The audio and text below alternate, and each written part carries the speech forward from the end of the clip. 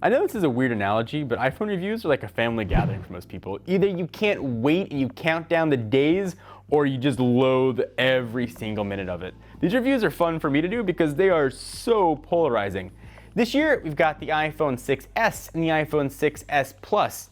Just like looking at these two things, you think they're identical to last year's models. I'm going to focus on what's new, what isn't, and ultimately answer the question, would I buy them? Apple says the only thing that's changed is everything. Are they right? I'm John Rettinger from TechnoBuffalo, and this is our review of the iPhone 6s and the iPhone 6s Plus. As I do with all my reviews, let me start with a disclaimer. I use these guys for 10 days on AT&T, testing both 128GB 6s Plus and a 64GB 6s. Todd, who did a written review, used his Plus for 10 days on AT&T as well. If you want to see more of anything I'm going to talk about, camera samples, just more detail, hit the link down below and check out the full written review. It's obviously a lot to talk about with these phones, but I'm going to break it into 5 categories to help surmise kind of everything that goes into these devices. We'll talk about hardware, software, camera, battery, and I'll give that conclusion at the end. So let's start with hardware. Apple doesn't typically change the design of its S models, traditionally relying on under-the-hood upgrades and sticking with a thinner, lighter, faster mantra, which oddly is not true this time around, although they are definitely faster.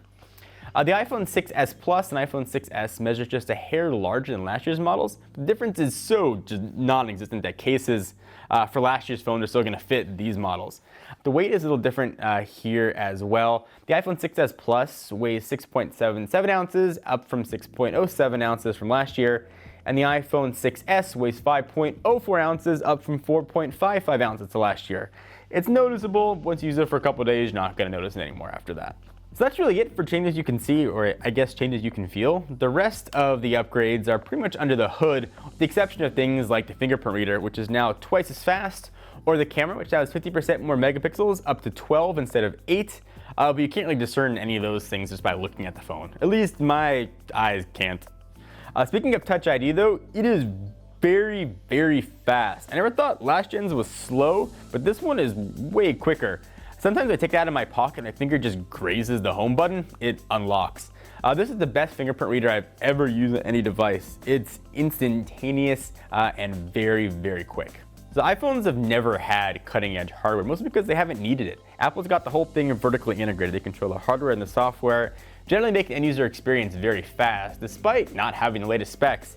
But Apple's stepping up their game a little bit this year. We now have double the RAM in these phones, up to 2 gigs packed inside. That's a subtle change, but it's going to make a huge difference when developers start taking advantage of it. The new A9 chip is also on board, making sure graphics and computing prowess are also improved. I'll talk more about performance of these in the software section, but other than that, save for the new rose gold color option, Apple left well enough alone.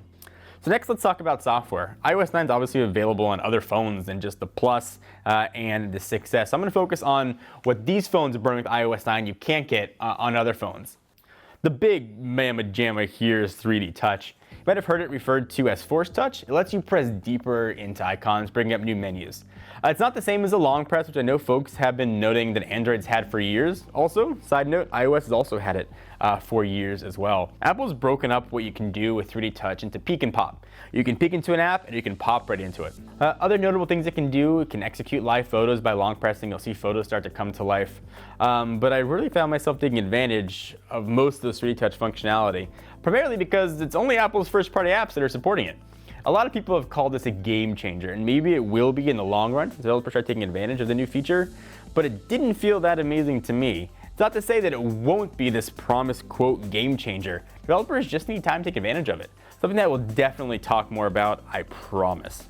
So also new here is the always on and no longer needs to be tethered, hey Siri. I'd probably just turn like half your phones on with this face. Todd found it really worked for him, but for me, it called her up every time. It just said her answers were rarely what I needed and mostly just opened up a web search. Siri is definitely better here, but it's still lagging behind Google now. So I promised to talk about this. The extra RAM in the A9 definitely make the phones feel faster doing everyday tasks. Opening up a Safari page, for example, is quicker. But once developers start taking advantage of the extra horsepower, I'd imagine the gaming and overall app advantage over previous models will be huge, but it's going to take some time. Next, let's talk about the ever-important camera. Megapixels have been upped from 8 to 12, and it's great. Not just in the, it's the best camera you have is the one you have on you type sense. The pictures it takes are awesome. After using these guys for the better part of a week and a half, I can trust that most of the time my images are going to come out really crisp with accurate colors.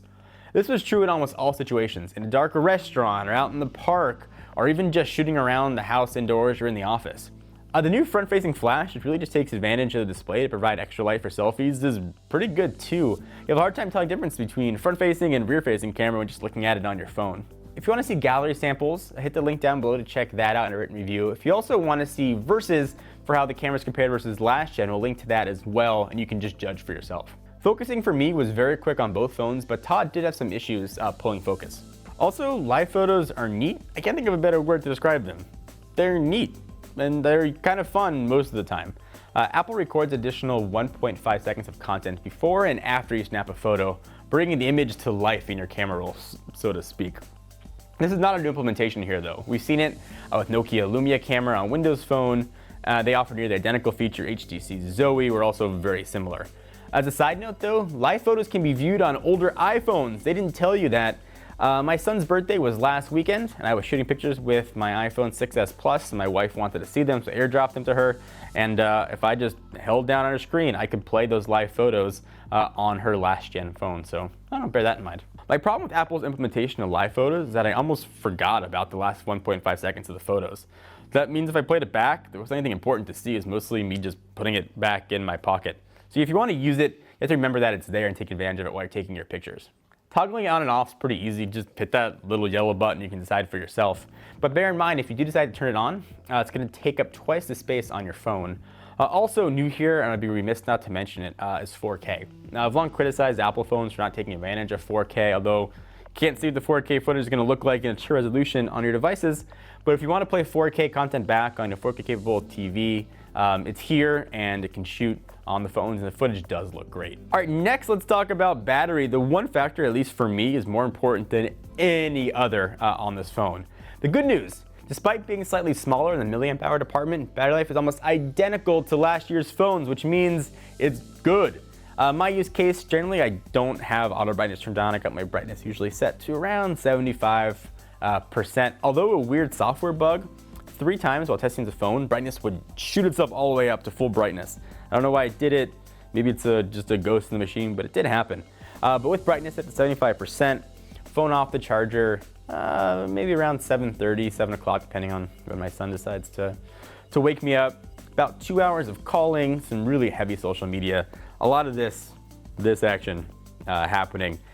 Viewing back YouTube videos, playing games. I generally put this guy back on the charger around 11 o'clock at night with about 55% battery life. So plenty of battery on the 6s Plus department, and with the smaller iPhone 6s, generally about 35%. It's about 15 or so percent difference between the two, but both will easily get you through one day, probably easily get you through 2 days if you turn down the brightness or just set it to auto. So battery life, very good. All right, so what's the verdict on these phones? Are they the best iPhones Apple's ever made?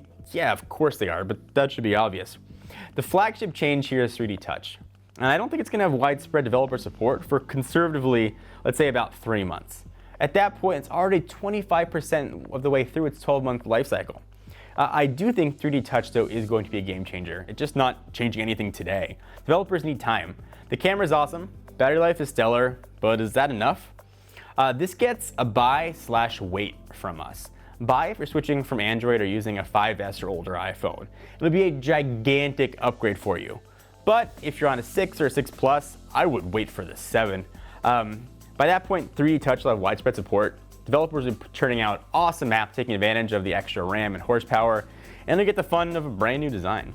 So what do you guys think about the iPhone 6s and the iPhone 6s Plus? Worth the upgrade, not worth the upgrade? Did you pre-order? Are you using your phones and loving it, or are you regretting your decision? Love to hear your thoughts on it. Leave in the comments down below, and be nice to each other. Just because someone likes a different phone than you doesn't make them a bad person or a stupid person. Just bear that in mind. Anyway, thank you guys for watching. Until next time, I'm John Ranger from TechnoBuffalo. I'll see you next video.